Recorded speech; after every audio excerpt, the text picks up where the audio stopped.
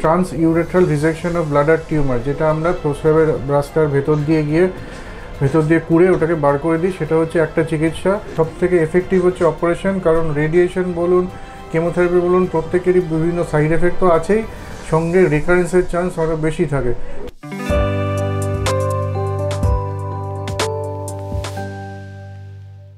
Welcome to ডাক্তারবাবু YouTube channel.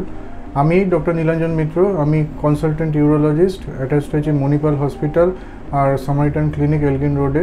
Urinary ব্লাডারের cancer কি, আর এটার অপারেশন ছাড়া ইউরিনারি ব্লাডারের ক্যান্সারের চিকিৎসা আর কোনো উপায় কি কোনো কিছু আছে? আগে জানতে হবে ইউরিনারি ব্লাডারের ক্যান্সারটা কী জিনিস। মোটামুটি ম্যাক্সিমাম টাইম ইউরিনারি ব্লাডারের ক্যান্সার হয় টিসিসি, যাকে ইউরোথেলিয়াল ক্যান্সারও বলে, ট্রানজিশনাল সেল ক্যান্সার। তো এইটা আমরা জেনারেলি যদি ছোট থাকে তাহলে আমরা টিইউ আর বিটি, যেমন trans urethral rejection of bladder tumour, যেটা আমরা প্রস্রাবের রাস্তার ভেতর দিয়ে কুড়ে ওটাকে বার করে দিই, সেটা হচ্ছে একটা চিকিৎসা।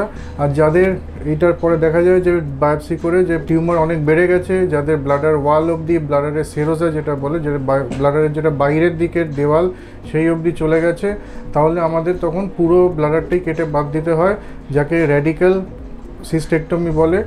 পুরুষদের ক্ষেত্রে এটা র্যাডিক্যাল সিস্টোপ্রস্টেটেক্টমি বলা হয়। তা আমাদের আগে জানতে হবে এইটার মেকানিজমটা কি। যদি ছোট থাকে তাহলে আমরা ওই পার্টটুকু কেটে খালি বাদ দিয়ে দিচ্ছি, তাহলে ভেতর দিয়ে কুড়ে সেটা টিউআরবিটির সাহায্যে, তাহলে আর সেই পার্টটা থেকে ক্যান্সারটা বাদ চলে গেল। এরপর আমাদের রেগুলার ফলো আপ করতে হয় যে তার কোনো রিকারেন্স হচ্ছে কি না, ফিরে আসছে কি না। এছাড়াও এর সঙ্গে আমরা ইমিউনোথেরাপি অনেক সময় দিই, যদি দেখা যায় যে একটু হাই গ্রেড ক্যান্সার হয় বা যাদের একটুখানি বেশি গভীরে হয়তো ছড়িয়েছে, তাদের আমরা ইমিউনোথেরাপি যেমন বিসিজি থেরাপি দেওয়া হয়। যাদের কিছুটা বেশি ছড়িয়ে গেছে, যেমন T2 যে গ্রেড তার বেশি মাসেল লেয়ার অবধি চলে গেছে বা সেরোজা অবধি চলে গেছে, তাদেরকে দুটো মেথডে আমরা চিকিৎসা করতে পারি। প্রথম যেটা সব থেকে এফেক্টিভ হচ্ছে অপারেশন। সবসময়তেই জানবেন সব থেকে এফেক্টিভ হচ্ছে অপারেশন, কারণ রেডিয়েশন বলুন, কেমোথেরাপি বলুন, প্রত্যেকেরই বিভিন্ন সাইড এফেক্ট তো আছেই, সঙ্গে রিকারেন্সের চান্স আরও বেশি থাকে।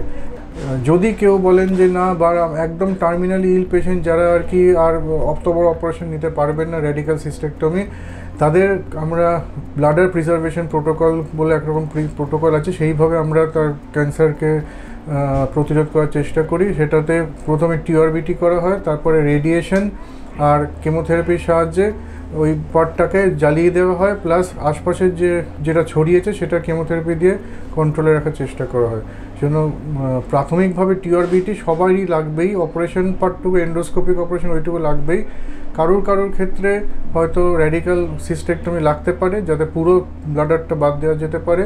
দিলে যাদের অল্প আছে বা যাদের ব্লাডার নেক ধরেনি, তাদের আমরা নতুন করে ব্লাডার তৈরি করে দিতে পারি।